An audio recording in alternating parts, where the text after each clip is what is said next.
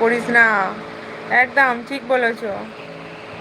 ও এসে নাকি আমার আইডি নাকি হ্যাক করে দেবে, ব্যান করে দেবে, হ্যানা করে দেবে, ত্যানা করে দেবে, কত কিছু বলছে।